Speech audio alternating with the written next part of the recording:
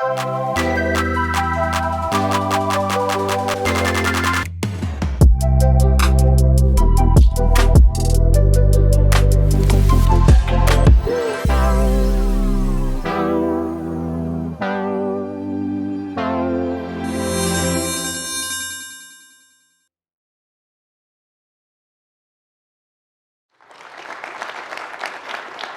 evening, everybody.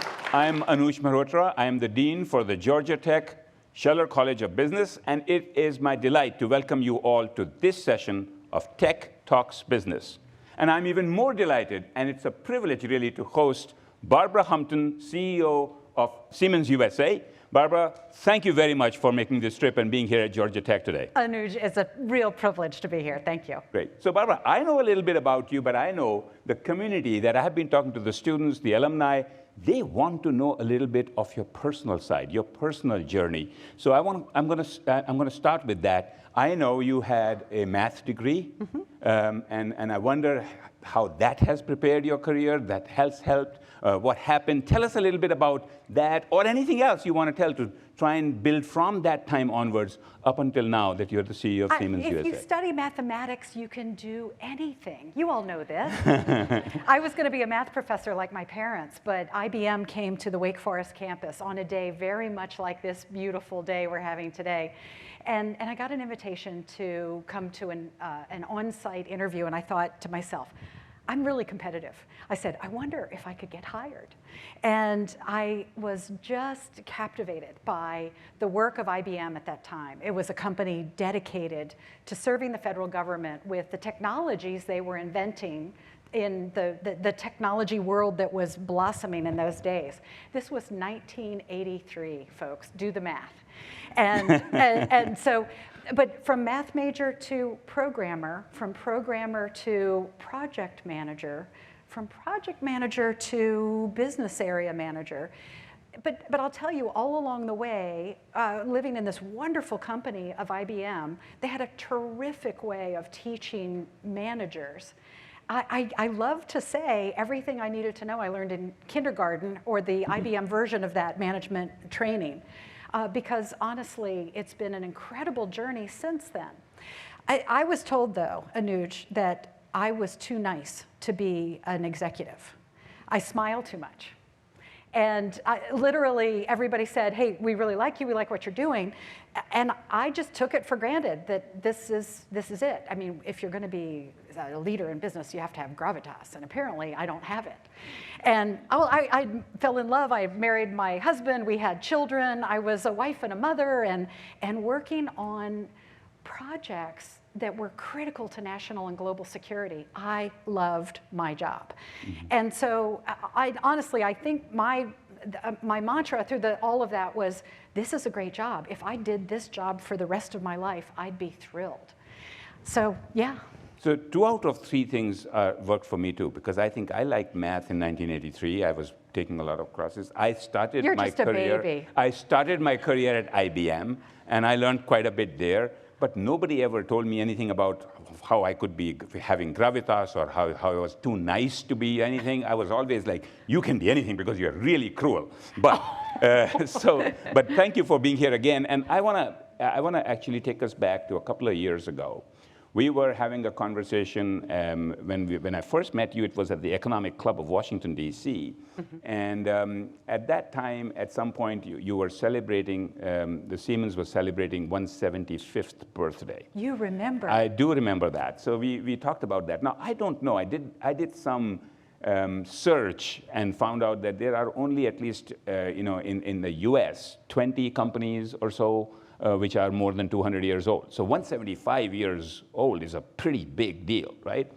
And oftentimes when you have a company or an institution, after 20 years or 25 years, you get into bad practices, bad habits. You have stuff which is just needing to be revised. How does Siemens keep young? How do you keep it young? Well, okay, so first of all, any large organization has bad habits. And if you come inside any large group, you'll hear people grousing about this and that. Ignore that.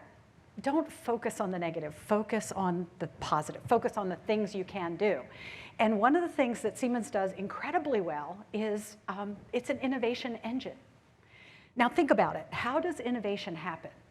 2 people over a napkin. I don't care how big you are as a corporation, any new idea starts with 2 people having a conversation. And so the question is, can you be creative in your organization to first allow those ideas to ignite? Mm-hmm. And then second of all, to figure out how to get some of those experiments started. Can you be smart enough to recognize when that experiment that gets started actually represents a true business opportunity? And out of that, what Siemens has been doing over the decades, I'll even say over the millennia, think about it, right? What Siemens has been doing is managing that portfolio and saying, where is the leading edge going? Where do we need to put our know-how to work, so that we can develop new technologies that are going to be critical to a future that is growing before our eyes. Now, when things get to that point where they become commodities, that's a good time for us to spin those out of the corporation, let somebody else take that. And there are whole industries now. If you walk around Europe, you might find Siemens appliances. You may go into offices even in the United States and see Siemens phones. Once upon a time, there were semiconductors. But those have all been decisions that the corporation has made that's better off in someone else's hands. And what we're working on now is transforming the everyday where the real and the digital world meet. We can talk a little bit more about that, I hope. I certainly will be wanting to talk about that. So in fact, let me change it before we get into that. Yeah. The last time we were talking, ChatGPT had just come in. Yeah. And I just started where we were looking at it. So I want to know, how is Siemens responding to regenerative AI overall? What are you doing? I know you do a lot of AI already, even before, but tell us a little bit I'm so more. glad you asked, because this is one of those core capabilities. And I'm going to use a little bit of a biochemical sort of analogy here. Think about the amino acids that can recombine to make any protein, right? What we're trying to work on at Siemens are the amino acids of our future digital world. Now, where the real world meets the digital, what do? Right? You need the ability to first provide sensors. You need to connect physical assets into some kind of digital framework. You then need the ability to build feedback loops, and so then maybe you can start to apply machine learning. Maybe what you need is cloud-enabled services so that you can disaggregate where you have your compute power, et cetera, et cetera. These are the individual building blocks we're working on, and what this is becoming is the industrial metaverse. So where does AI fit into all of that? We've been, of course, engaged, monitoring, participating in the tremendous revolution that's been taking place. And you know how this works, right? Change happens very slowly until it happens all at once. And that's exactly what we're seeing, of course, now. And so the tools that have applied to our commercial lives, to our entertainment lives, now we're applying those into the worlds of industry and infrastructure and transportation. Where does generative AI come into play? What if the future of manufacturing felt a little bit more like playing a video game? What if the human-machine interface was less about numbers on black screens, but was more about the tactile integration, the human interacting in a three-dimensional environment in a more intuitive way? Well, wouldn't that allow more people to come into the workplace? Oh, by the way, if you're collecting this much data out of your operations and manufacturing, there's no way in the past that anyone could analyze all that data and make useful conclusions about it. But with AI, we can. Mm-hmm. And so what you'll see us doing is taking these powerful, powerful tools and using them in very controlled environments. So how could I go, instead of a data lake, let's take a data puddle. How could I go into your operations? You're a vertical farmer, mm-hmm. and you want to know about the performance of your plants, and you want to know how you could improve, overall agriculture, vertical farming production. We now have tools that can help us do that. Mm-hmm. And so this plays a very central role. Mm-hmm. So there were two things there that I picked up on which were very interesting. One, of course, the amino acids comparison that you made. And the second, that you made a comment about what will it be like if we were just thinking about playing a game or a video game, right? Yeah. And I was just talking to somebody earlier this morning, and that CEO was also saying that one of the things that I want to encourage students to do is to just play video games. I said, we got those at Georgia Tech for sure. So we have those. And in fact, even in education, we are really looking at how to be able to use extended reality, virtual reality, to be able to get into warehouses, get into manufacturing, go in and do cases and things of that kind. So it's very fun to hear about what you are doing, and I know Siemens has been doing a lot of that. But let me also talk about, with regard to AI and with regard to all that, I've been having these conversations with a lot of leaders in the community, and they're all talking about AI being AI copilot. Yes. Now, I want to understand what an AI copilot for a dean would be like. Oh. But before I get there, let me ask about CEO. What would the AI copilot I'll give you an example. From preparing for a meeting recently, I had been in a great briefing with members of our team who are working on large-scale additive manufacturing. And I knew I was going into a meeting with a company that had something relevant to offer, and suddenly I just had a blank. What was it we talked about the other day? What were the details? What were the specs, et cetera? And I went to my copilot in Teams. We had recorded the meeting.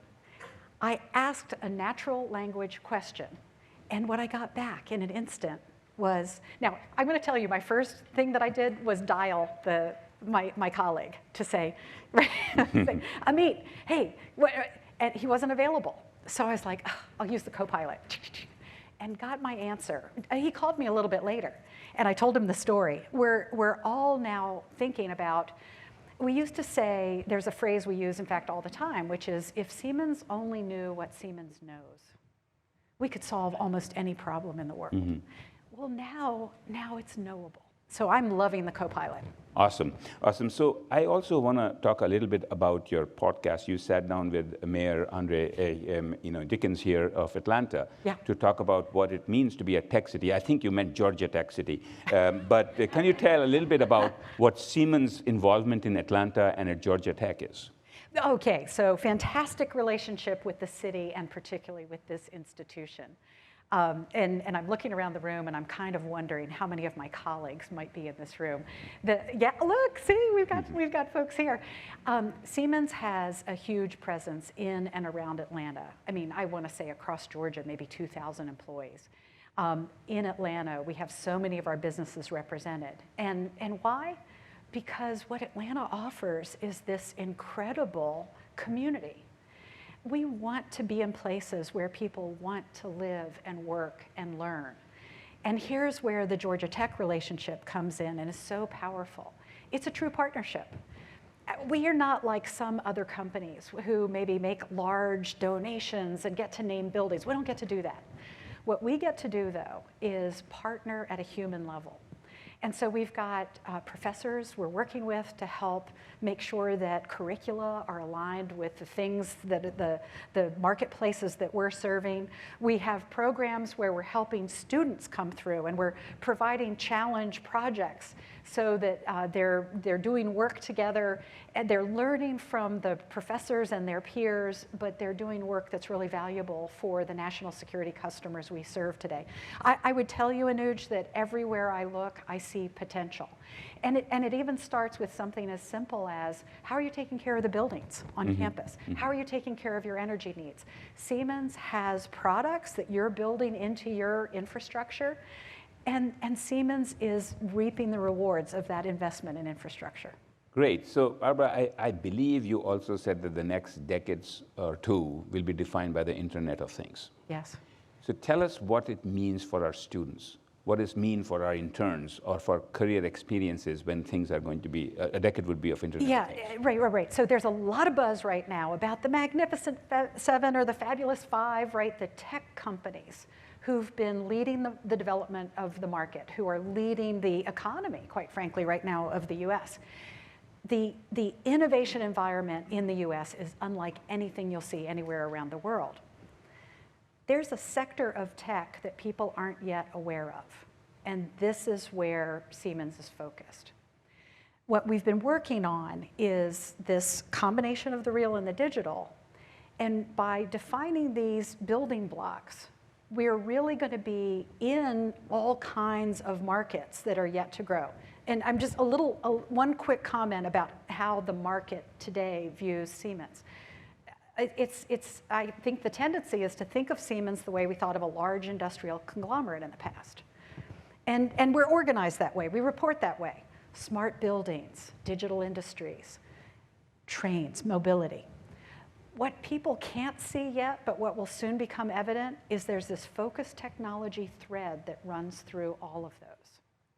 And that world of focused technology is going to be orders of magnitude bigger than the Internet of People. So we're sitting on the front end of an economic wave that is about to rise up. And we've got the key technologies that are going to make that future possible. How exciting is it to be part of building the technology that shapes the future? It's what I got jazzed about when I first took that position at IBM. And what I'm hoping is that there are students today who are every bit as interested in that now. And I can tell you just from the experience we have when we post our offerings, I love the candidate pool we're getting. I love the students who are coming to us. The number one thing, though, that we need to work on together is how will we work? I mean, right, we've come through this dramatic transformation, real and digital, and what I've heard is that we all want to be together in community. Look at us here. Mm-hmm. You can feel the energy of real people in the room, but we also love the solitude and control of our workspace that we get with our virtual learning. And so as you all enter the workplace, think hard about what do you need and what do you want from a workplace? And find a place where your style of working is going to fit in well. But be vocal about what it is you need. That's very interesting. I was at we have a Rotary Club here where we organize some conversations, and I was hearing some of the CEOs there talk about the idea of what is it that is your mission, what drives you, and what may be the mission of the company itself, and how important it is for that mission to either complement each other or enhance each other or fit. I would say there are a couple of words I've heard. One is it either has to align, or at least it has to be coherent, right? Coherence is a concept we can all get. The idea that what you're going to work on should be consistent with the values you have. You shouldn't have to stop and think every day, oh, I've got to put my hat on for the time I'm going to spend working. I've long believed in something I've just talked about for a long time as the work-life blend, right? It's sometimes at work, sometimes I'm at home, sometimes I'm focused on my grandchildren, sometimes I'm focused on the proposal that absolutely has to have a decision made right now. Work on the things you need to work on when they need to be worked on. But what I hope is that the work you do will bring you joy and will fill you up. I mean, there are days, I was on vacation 2 weeks ago, and I couldn't wait to get back. So, yes. I hope each of you will have a career like that. Somehow I believe that, in your case, for sure. So you have such a good way of communicating the important part. You've talked about the work-life balance. You've talked about how your mission and your value system might be. It may be good to fit and get yourself aligned with the companies. And in all of this, we're talking about the skill set of technology, technical skills that our students have, should have. So other than that, in business, as a CEO, what do you think the skill set is needed from the student as one of the important skill sets? It's funny, we actually went to our research headquarters in Princeton, New Jersey, and we invited some local New Jersey institutions, Princeton, Rutgers, et cetera. Experts in the digital sciences that were emerging in these, I'll call it 7 years ago. Sat down, had a roundtable discussion. What are the core skills we need to assure students have when they enter the workplace? And I'm expecting things like data analytics, computer programming. No, curiosity and initiative. That's all you need. Now, I'll tell you, I'll add one more. Because if you want to do big world-changing things, and that's my bag, if you want to do big world-changing things, you've got to be really good at working with other people. I mean, it's all well and good if you're going to be the intellectual energy spark of a team. if you're that bright, then you can be a solo lone wolf, kind of player. But in my experience, and what I'm looking for at Siemens, is people who say, I get it, that I don't know everything, and Anuj, I need you on my team. Here's what I know, tell me how, and let's work on this together. That power of collaboration, it's a really underrated skill, but it's a superpower, especially these days. I'm so glad you said that, because it is really the curiosity part, and is really around the learning how to learn. And we have to figure out the way to make sure that our graduates are learning. If you're curious, hey, what is this generative AI thing? And then you have to do part 2, though. You have to take the initiative, right? Yeah. You actually do have to get up off the sofa and sign up for a couple of MOOCs or whatever you're going to do to. So Barbara, you have said that technology is only as powerful as the people behind it, Yeah. and now you're talking about teamwork. Yeah. And if you look at the workplace, which is multi-generational. Yeah. What are the challenges that come with to make sure that people are able to work together? They're coming from very different starting points. They are trained differently. So how does that teamwork come into play in multi-generational companies? I'm looking at Team Siemens out here. One of the things that we're trying to do, experimenting with, is the idea that multi-generational teams are actually far more effective. Take a manufacturing environment where you have people who've been there for decades. Now insert a digital native. And actually be as bold as to just say, you don't have a real job. Your only job is to take this rugged iPad into the manufacturing environment and now start talking to people about how would you improve the way things work around here. And lo and behold, the digital native learns from the mechanical expert. The grizzled veteran of 40 years starts to appreciate the power of the digital tools. Magic starts to happen. And my best example was we had a group that did service on Navy vessels. And one summer, we put an intern in with them. It happened to be all men, mostly Navy veterans, mostly 20, 30 years in their business. And at the beginning of the summer, they said, what are we going to do with her? And at the end of the summer, they said, can we keep her? So that's great. So we will take some questions. You're OK with that? I'm fine some with questions that. If you want to line up behind the mic. And if you don't, I have plenty of questions. But I'll base it on that. But let me change gears a little bit and ask you a question about, if you look at where there is so much data that is coming in from all angles, and it's constantly changing. In that, as a CEO, how do you optimize for being in the state of constant change? This is our favorite topic, right? In the olden days, the whole theory of change management was you have business process A, and you want to change to business process B. You're going to go through this painful period where we're going to get consultants in, and this is going to be uncomfortable. But when we get to B, it's going to be nirvana. The world doesn't work that way anymore. And it's funny because people were talking at Siemens about the new normal, and I started calling it the now normal, right? Mm-hmm. You've got to be willing to say what works right now. And you've got to be willing to say tomorrow, we got to make a change. I always learn something when I'm asking you a question. Thank you. Maybe we have some questions, so let me go to the questions. So please state your name. And is this a duet? I see the two of you standing together. Hi, so first, thank you for being here. My name's Sarah Chamberlain. I'm part of the Young Alumni Board here with Scheller, so very excited to be here tonight. Earlier, you made a comment about maybe some words of about leadership style and gravitas and sort of what's sort of implied by that. And I guess I'm curious about your sort of personal journey to building your own brand of gravitas and sort of how that shaped for you. Thank you. Thanks for that question, because in the 1980s and 1990s, there actually was a theory of management development. Now, imagine this, 10 facets of leadership on a scale of 1 to 10. And I can rate every one of my leaders. Are you a 100-point manager? Are you a 90-point leader? That sort of thing. And not everybody. I mean, it was almost like it was an industrial era method of creating leaders in an image. Well, what if diverse opinions get you better outcomes?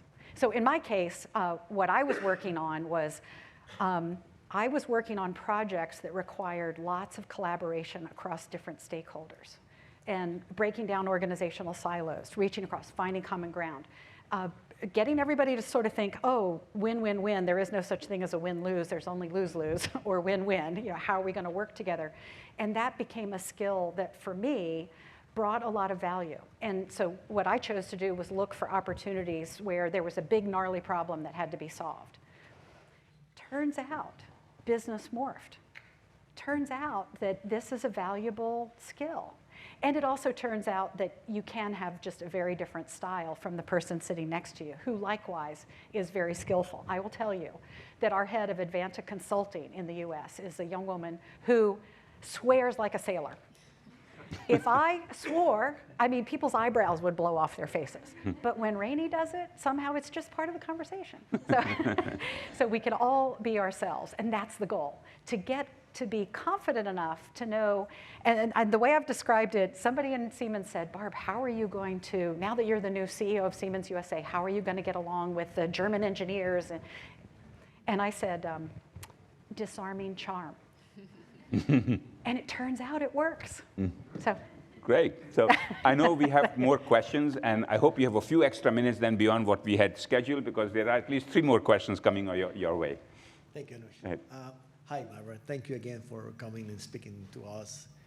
My name is Alejandro Mata. I just finished my MBA this past December here at Georgia. Congratulations. Thank you. I work in manufacturing over 25 years in several countries, in several places. And I see during this trajectory, I see especially the younger generation coming in, doesn't seem to be very interested in going into the manufacturing. They're more into other areas, other parts of the job areas. And I'm just concerned about why is that, and I wonder if Siemens has some type of strategy or dealing with that challenge to get more younger generations more involved in the manufacturing. Yeah, we're working on this every single day. It starts with what are we doing to get technology into elementary and middle school and high school curricula. And then it goes to how many people get an actual opportunity to come into one of our bright, shiny, clean manufacturing environments to see what it's like to actually build stuff. Then it's recruiting people who maybe didn't think that they had skills for this particular job. And we're hiring 700 people in Fort Worth, Texas right now to build electrical switchgear to go into data centers, because all that data that we're producing, we build the electrical switchgear that brings power into the data center. So we need those.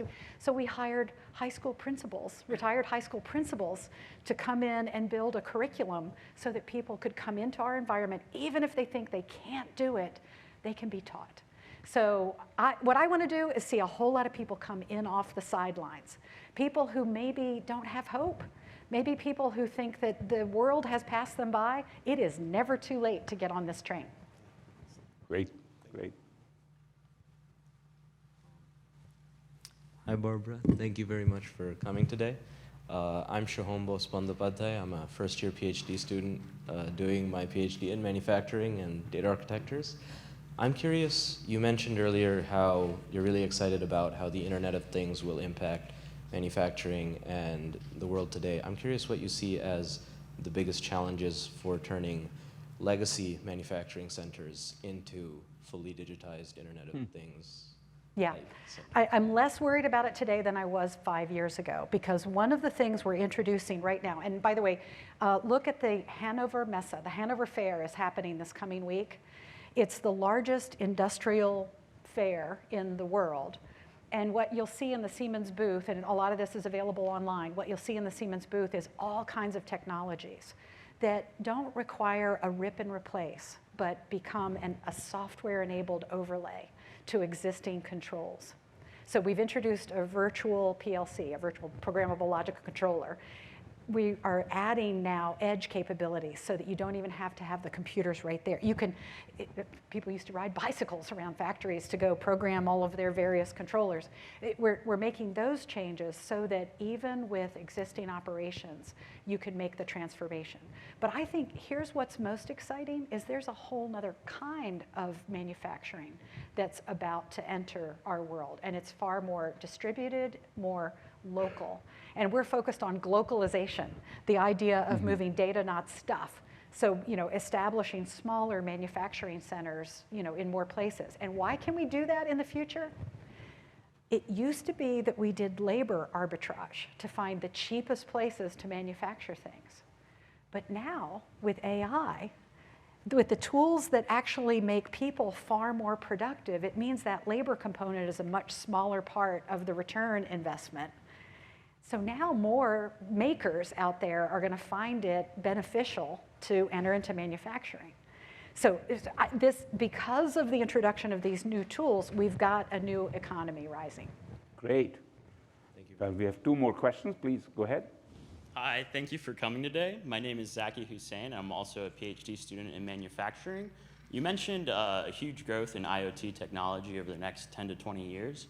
I was wondering, how do you balance potential customer concerns around security and reverse engineering as the systems become more interconnected and more data is flowing out of them? Okay, let's talk about cyber first. I mean, so yeah, we've got a really serious cyber practice at Siemens.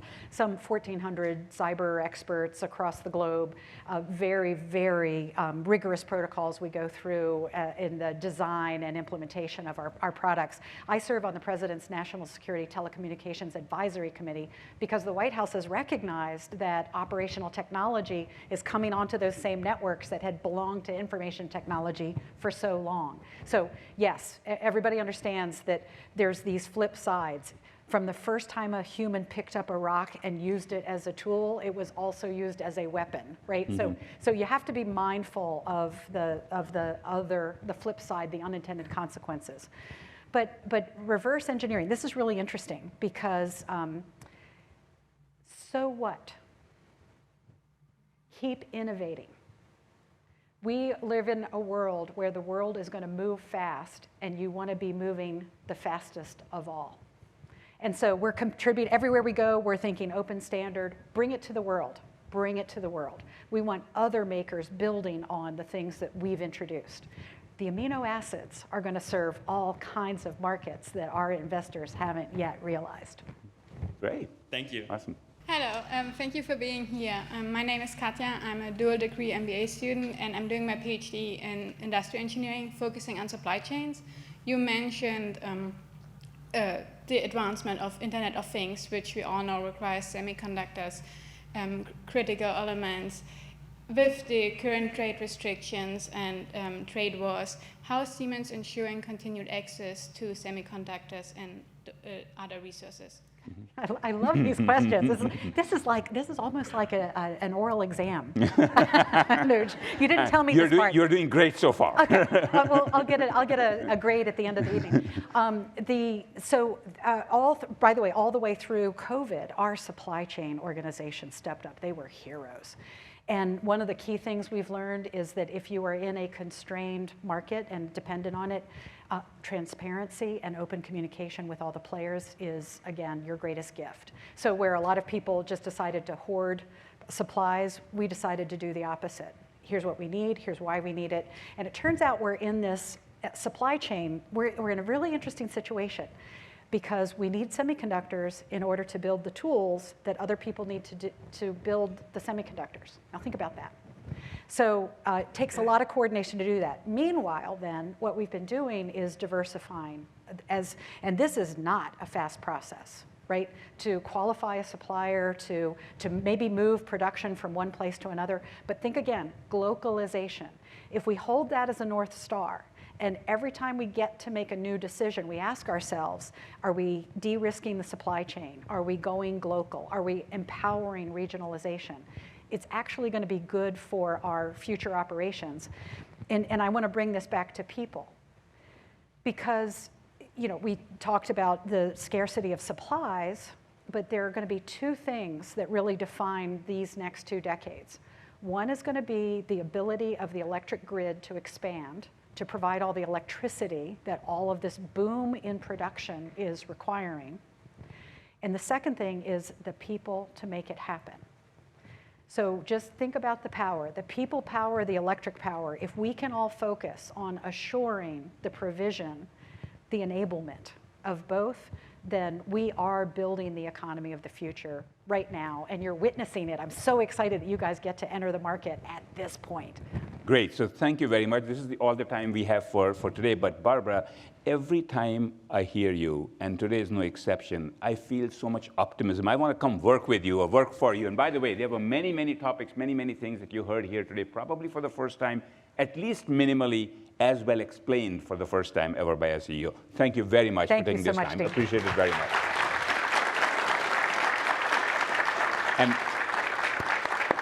And I also want to thank everybody who joined us today and invite you to the next session of Tech Talks Business. On May 8th, our distinguished guest will be Carol Tomei, CEO of UPS, and that session will be hosted at the UPS headquarters. I hope you will join us then. Thank you again.